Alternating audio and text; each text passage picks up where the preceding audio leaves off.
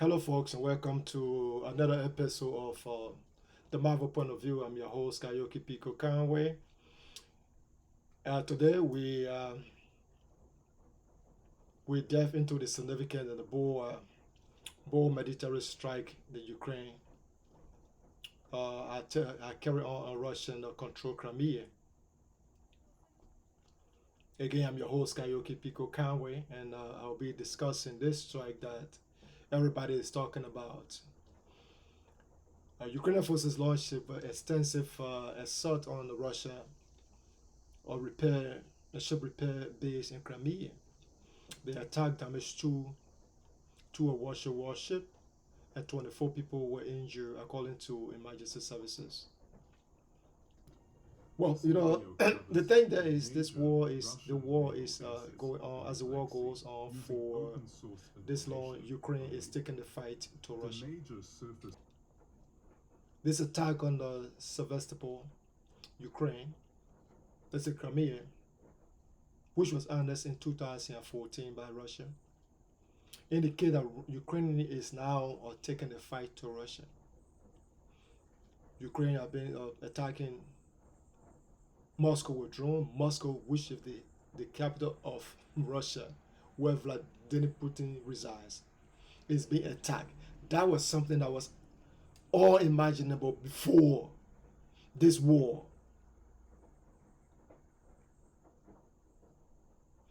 They're also attacking almost 600 miles away from Ukrainian border, where they damaged two of Russia. The damaged four of Russia were transport plane, way away from the border. This indicates to you that Ukraine is getting more powerful. President Zelensky said, I think 2 weeks ago, I'm not for sure, that Ukraine has developed its own domestic long-range missile that is capable of traveling almost 800 to 900 kilometers. According to military bloggers, they say the British people are still guessing. People are not really sure which type of missiles was used to damage the two ships that were already at the port on the dry land at the port for repairs.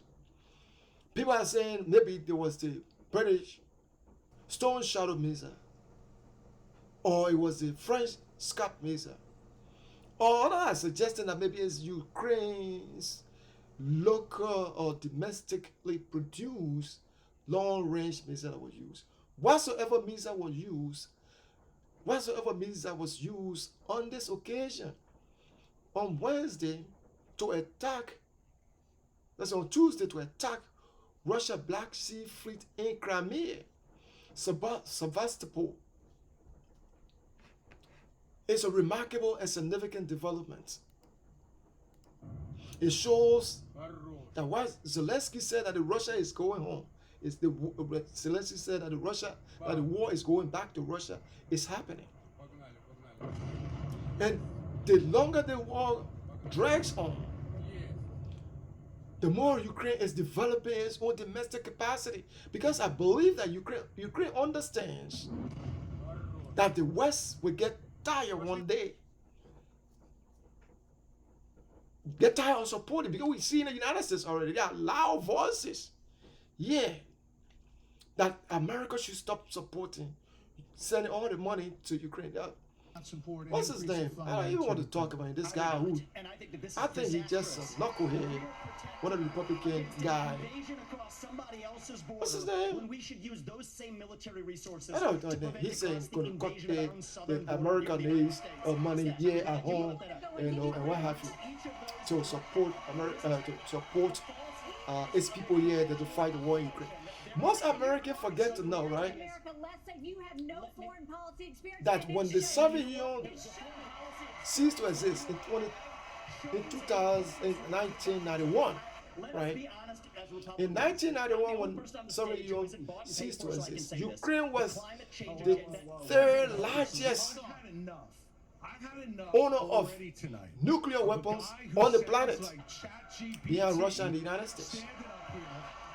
United States, Great Britain, Russia, all of them came to the table and they agreed that Ukraine should give back or destroy its nuclear arsenal. The third largest nuclear weapon on planet Earth beyond United States and Russia at the time. Ukraine gave that up. They promised, the three countries and other partners promised to guarantee Ukraine's security. Tell me something, right? If Ukraine had all those nuclear arsenals, you think Russia would have attacked Ukraine today? I'm saying no. Let me deviate a little bit and say something, right? We hear Russia saying that, oh, we'll use nuclear weapons in Ukraine. Hardliners in Russia are talking about. This war has been going on for 19 months now, right? Ukraine used to possess nuclear weapons. I have no indication that Ukraine is having nuclear weapons somewhere, what have you. But now Ukraine has developed a missile, developed its own domestic missile, long-range missile that can strike up to 1,000 miles. I don't know the exact configuration right now. Because they want to defend, the country wants to defend itself. And that's the country that had the third largest nuclear weapon arsenal after the dissolution of the Soviet Union. And when Russia, since day one, threatening to use nuclear weapon in Ukraine, do you think Ukraine is not going back to the drawing board? I'm not saying for sure that they get anything like that. Don't quote me on it. I'm just speculating. Do you think that Ukraine is not going back to the drawing board to say, okay, look, we got to get ourselves ready. When these guys use something like that, we will use ours. You think they're not doing that? But that is a discussion for another day. But for those who are saying that America should spend all the money, they forget. They got to. This gentleman, what's his name? Russell Hemi, or what's his name? Whatever his name is. He needs to go back and read. That's why I was telling my wife while I was watching the debate that this guy doesn't understand it. He doesn't understand anything about politics, and he just talk. If people go back and see how this whole thing began, why the United States is supporting Ukraine, they will understand. But that's a discussion for another day. I'm not saying Ukraine. I'm not in any way implying that Ukraine has nuclear weapons anywhere. No. I'm going to say with all the threatening remarks that Russia is making, they're going to use nuclear weapons too. They don't think that our country that has a huge arsenal of nuclear weapons, the third largest arsenal of nuclear weapons on planet Earth by 1994. They have to give it up because they were guaranteed that Russia will not attack it. And now Russia is attacking it. And Russia is threatening to use nuclear weapons. You don't think the engineers, the scientists are going back to say, we got to get ready for that day. When these guys are going to come, we got to be able to protect ourselves. You don't think something is happening like that? I don't know. I'm just insinuating. Don't quote me on that. Let's come back to this thing. Which weapons was used in the attack? Russia has acknowledged that. The Ministry of Defense. Russia Defense Ministry has acknowledged that 10 cruise missiles were fired by Ukrainian Air Force on the shipyard. 3 of them reached, 7 were down. I don't like to believe anything Russia says because Russia never tells the truth. Russia says we're not going to invade Ukraine in February 2022. So anything Russia says, I don't want to believe it. But what we know is two of the ships were damaged.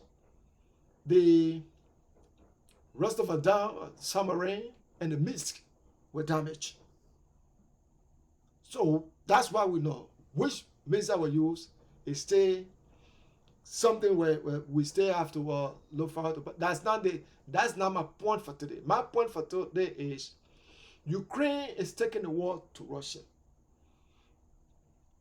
Ukraine is taking the war to Russia, attacking deep into Russian territory. This was something that was unimaginable before.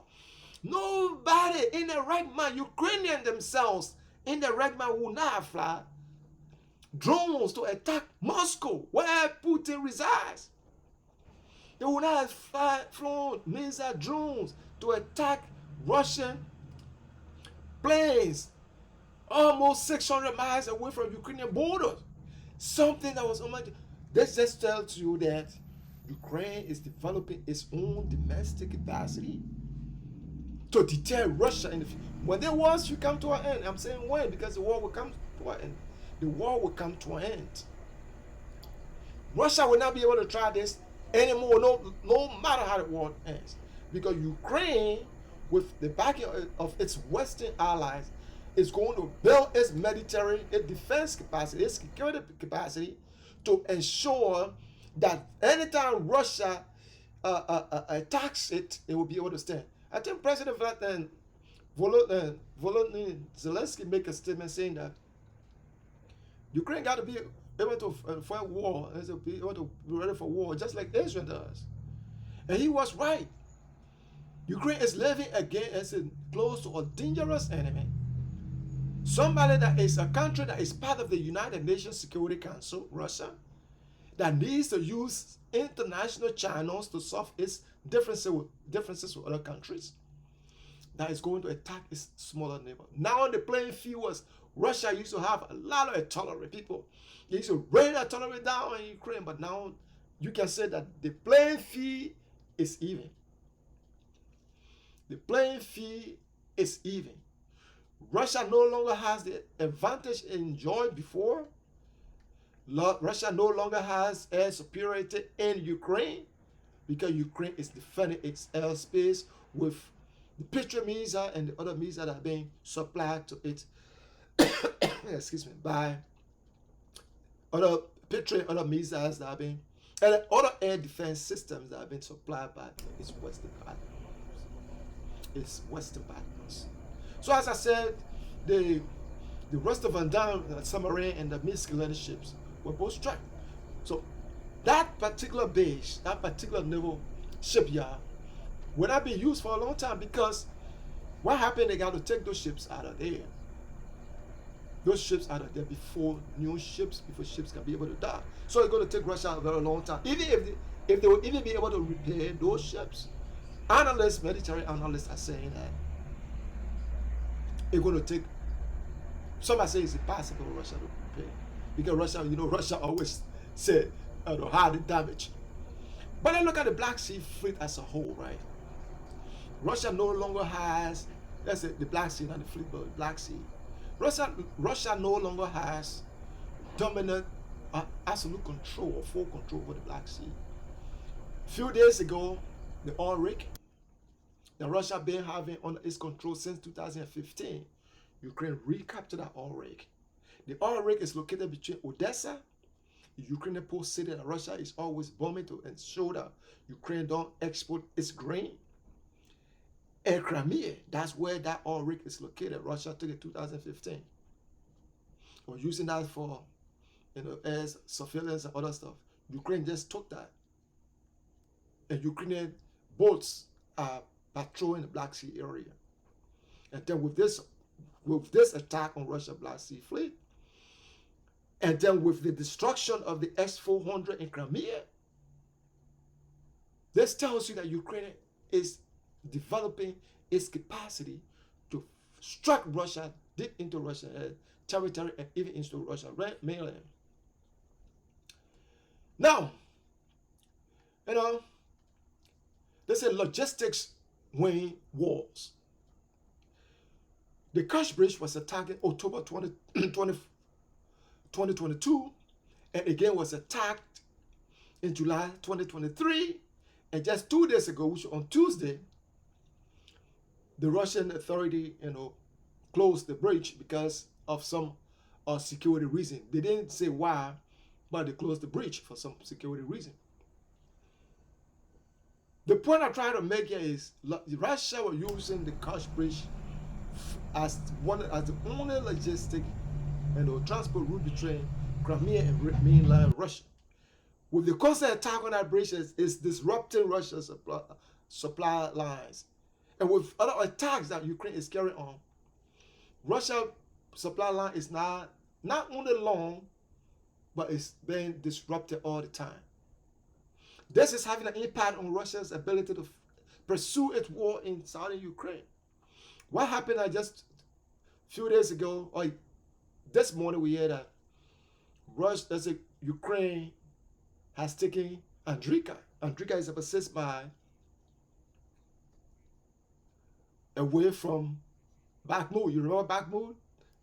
Anytime you talk about Bakhmut, you want the Wagner group. You're getting Prigozhin, the guy that died in the plane crash. Hey guys, they took that place 10 months ago after losing a lot of Wagner's fighters. Ukraine is now almost in the process of taking back that place, just after 4 months. They are taking Andrika. Andrika is 6 miles away. People are saying that they're trying to encircle that place. I think Ukraine is cutting all of the Russia supply lines to make the war difficult for them. I cannot conclude this segment, okay, without talking about Elon Musk, okay? Elon Musk. You know, Elon Musk is a U.S. billionaire. I think his parents are from South Africa. His biographer, how they call it name, Water Assistance, wrote that Elon Musk turned off his Starlink. You know, the Starlink internet services is what Ukraine been using since the start of the war. Let's first of all give Elon Musk a big thanks for allowing Ukraine to use that lifeline to be able to connect, you know, the people and share information what have you. But Elon Musk turned off, according to the book, Elon Musk turned off the satellite, let's say the internet system, so that Ukraine was going to attack Russia Black Sea Fleet in 2022. But without that, you know, link, they could not do that. But Elon Musk saying that was not true. At the time, the Starlink was not activated around Crimea area. So, it was not true. And he also said that if you allow, Ukraine to, use the internet attack Russia, Black Sea Fleet in Crimea, then that means Starlink would have been part of the war. Okay, but have you seen the destruction that Russia is carrying on in Ukraine? Are the internet service providers in Ukraine, are people going after them? Is the same Elon Musk who suggesting that Ukraine should give our land for peace? The same Elon Musk is not saying that Scotland was not activated at the time. Whatsoever his argument is, Ukraine is not going to give our land for peace. And those who are saying that Ukraine should give up land for peace need to remember that Russia is the largest country on earth. I think the population of Russia is just maybe 2 million people or 180 million people. It is the largest country on earth, planet Earth. You see, in both Europe and it's in Asia. But Russia is still trying to take other land. You remember that Russia took land from Georgia, and the troops are still there. You remember that Russia took, as we were talking about Crimea, which is part of Ukrainian territory in 2014, and then in 2022 they want to still take more land. So those who are talking about, because of fear or because of Russia is going to use nuclear weapon. Everybody's afraid. Oh, Russia is carrying the entire war. So everybody wants Ukraine to give up land for peace. I agree that Ukrainians are dying. That is not a video war game that they are playing. People are dying in Ukraine. People are dying in Russia. But there's a very easy way to end the war. Russia should withdraw its forces from Ukraine. Easy. But the good thing I can say about this war is this. There is no good thing from war. I live in a war zone. I'm from Liberia, West Africa. My country of birth, or my country of origin, because I'm a U.S. citizen now, right? War is destructive. The rich becomes poor. People who had before have nothing. Women being raped, children growing up without their parents. Infrastructure destroyed. I saw all those. Lives become lost, and all you can think about it. Every bad thing you can talk about. People, government can come and take whatsoever you have. War is terrible. The war, the civil war in Liberia cannot be compared to the war between Ukraine and Russia. But there are some fundamentals that you cannot get away. Rape, senseless killing, people, property being destroyed. Rich people lost everything they have. Armed bandits taking your properties. Women being, all these things, I guess, are happening in Ukraine.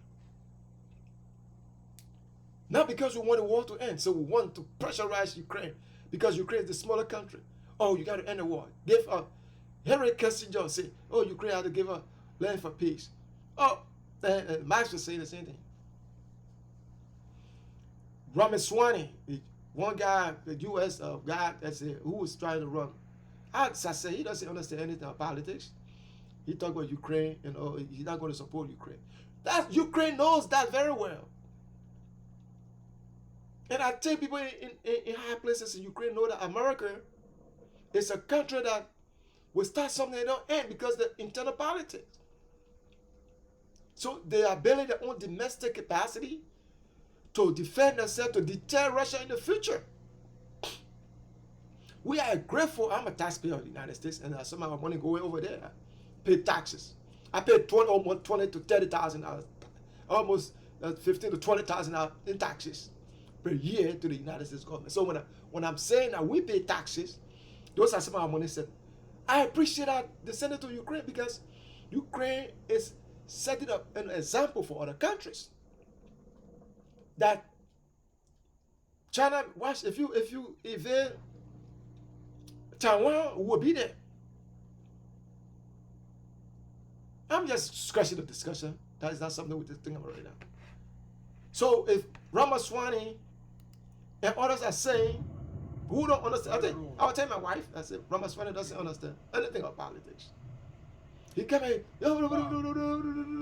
simple thing that every elementary student of politics understand, that America is supporting Ukraine. Ukraine gave her its nuclear arsenal, the third largest nuclear arsenal in the world in 2024 and 1994, with the understanding that they provide and security for her, and now Russia, which was one of the parties to that agreement, attacking.